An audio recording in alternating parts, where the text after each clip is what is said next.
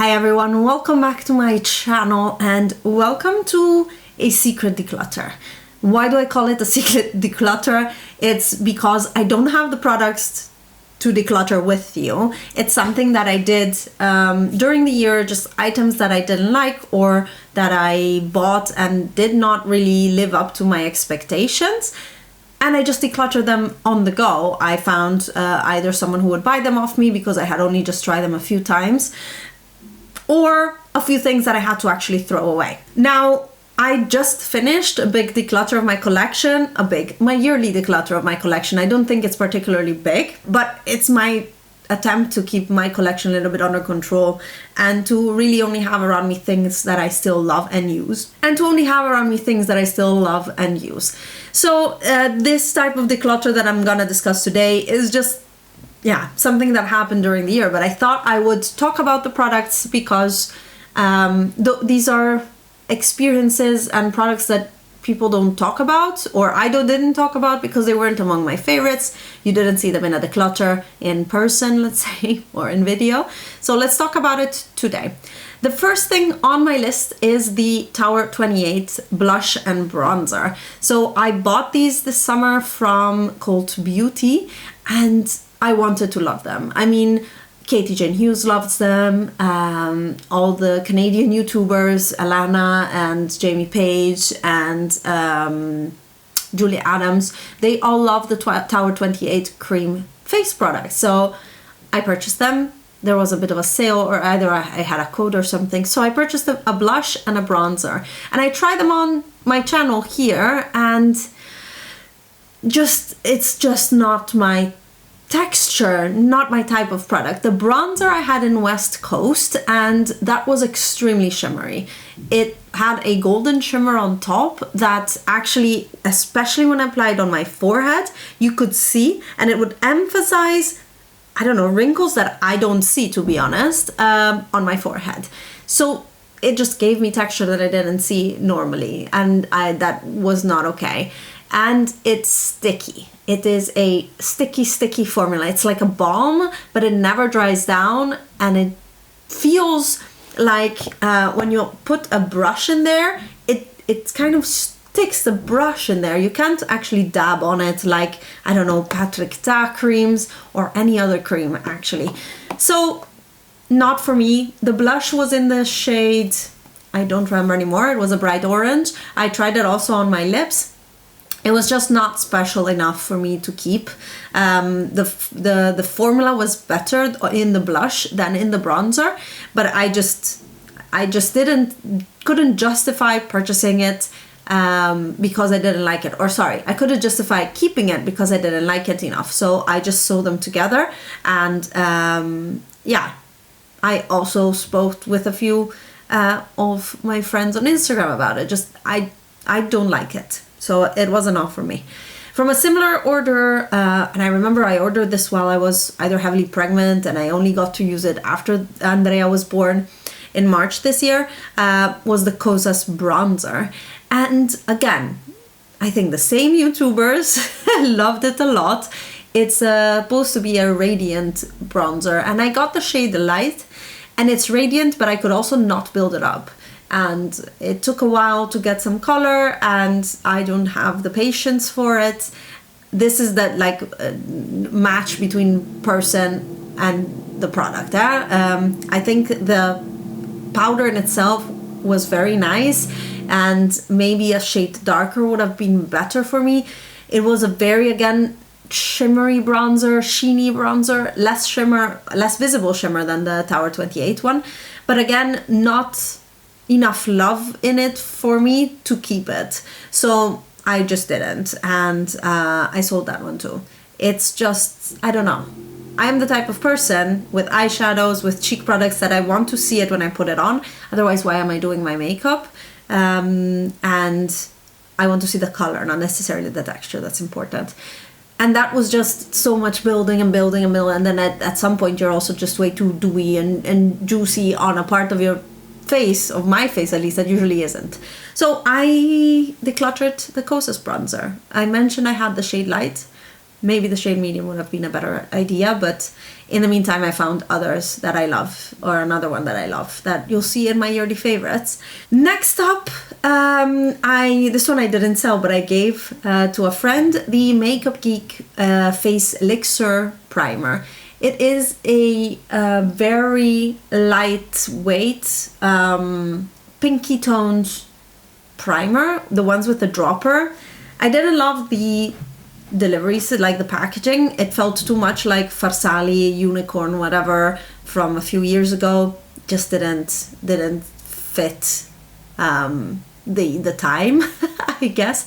And the fact that it had a pink pearl, I think it made you look much like more youthful and awake and maybe plumped. It really gave a nice luminosity, but first of all, I don't use primers. If I use them, it's to mix with foundation, to thin my foundations down, but I don't really use primer on itself, so I wouldn't have used it. So I preferred to gift it to a friend because the brand had sent it to me to try. I had shown it in action on YouTube. I think the times that I used it, I actually was happy with the results, but it's just not a step that I would do, so I rather pass it along to someone that will use it and love it. Another item that was sent to me and that I passed along is the Glam Shop highlighter palette. Isn't that like the most sparkly and gorgeous, to me, eyeshadow palette actually? So the formula was very similar to the Turbo Glow eyeshadows, so it's very thin, not so much of a base color, but beautiful sparkle on top, and there were many different sheens and colors of sparkle. It reminded me a little bit of the Anastasia Beverly Hills highlighter palettes, but then this one was only sparkly and not so much of a base color. I am personally one that doesn't want sparkle in their cheek products. I want sheen and shine, but no sparkle. So for me, that was just a big eyeshadow palette. So I passed it along to a friend who actually might have enjoyed it, I hope.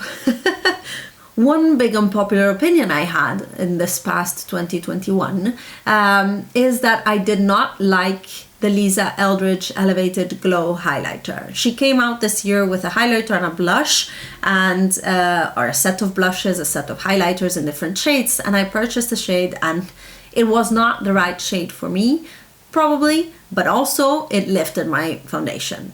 I tried it so many times. I had, in comparison, the Auric Glow Lust, that is the same type of product, but didn't give me any issues and still doesn't.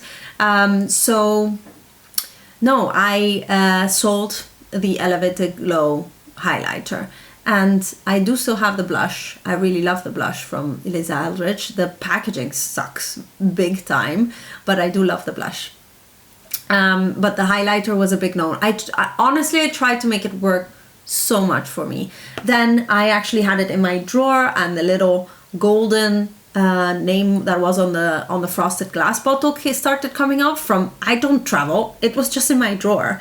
So just overall a bit disappointed in that product. Not something I would recommend to anyone, because it lifted my foundation when applying it on top of it. And yeah, I can use it underneath, but I also want to use it on top of my foundation. So that was a fail for me, and a product that I happily sold. Another epic fail, and there's a video to like capture that, it's hilarious, is the Vanessa Myrick's Color Fix. I bought the shade Nude 9 and I tried it without primer, with primer, and an eyeshadow on top. I tried every trick in the book, with a glitter glue, with a normal eyeshadow primer. I tried everything that I could, and that would not stay on my eyes. It would crease like crazy, very thin layers, and just one layer, and a thin layer, and then let it dry, and then layer another layer. It's just no. It really didn't work. I'm gonna link the video that I'm mentioning. I compared it to the Smashbox cream eyeshadows, and those I have two of actually now. I started with one, now I have two. And those last much better on me. But the Vanessa Myrick's was just the most horrible creasing that I've experienced in a very, very long time. Epic fail, sold it, and I'm happier for it. There's so much product in that thing, I would have never managed to finish it, and especially I would have never used it because it creased so bad. It was so embarrassing to just walk around the house with that crease mess on my eyes. So sad. So sad. Next up, maybe a little bit of a sad intermission. I had to throw away most of my Colourpop Ultra Satin lips. And I love that formula. It was my favorite liquid lipstick formula. It was creamy, it was full pigmentation, reminds me a bit of the Nabla Dreamy Creamy, but then with less shine to them, more moussey maybe. I don't know. But I love them, and they don't make that formula anymore at Colourpop, and mine have pretty much all gone bad. I have, now that I look at it, 4 Colourpop liquid lipsticks in my little container, and I don't think there's Ultra Satins in there. Let me see. Oh yeah, actually, there's 2 of them, so there's still hope. And there's Tansy, which is expired, but I keep for color reference, and Frickin' Frack, which was one of the last ones that I bought. Maybe in 2020, actually, I bought them. But so sad. I love that formula. I wish they would just bring it back and stop making stupid, weird packaging things. I don't know. I don't like the latest Colourpop lip products so much. And I haven't heard really great reviews of the ones that should have taken the place of the Satins. I don't remember the names. Lip creams, maybe?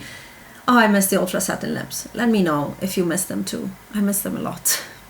Then you saw me declutter the Anastasia Beverly Hills Soft Glam palette, but I also decluttered the sister, and I gave it to a colleague of mine actually, and she was super happy with it, so I am happy it has a new home where it will be loved more. The Sultry palette is a really, really good eyeshadow palette. I just don't reach for it anymore, and I prefer other types of shimmers, so I really wasn't opening it at all. And that coral always and forever will bug me in that palette. So I am very happy that it went to someone who will love it more.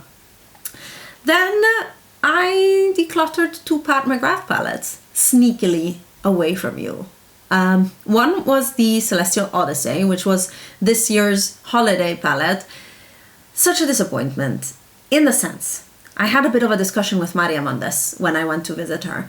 I wanted to love last year's holiday release. So many shades, such a good price.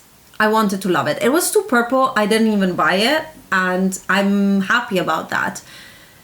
But then this year they brought out one with a green, and I lost my head. I was like, oh my god, green, Pat McGrath with green. And I bought it, and I bought it even with 10% off. It was quite expensive.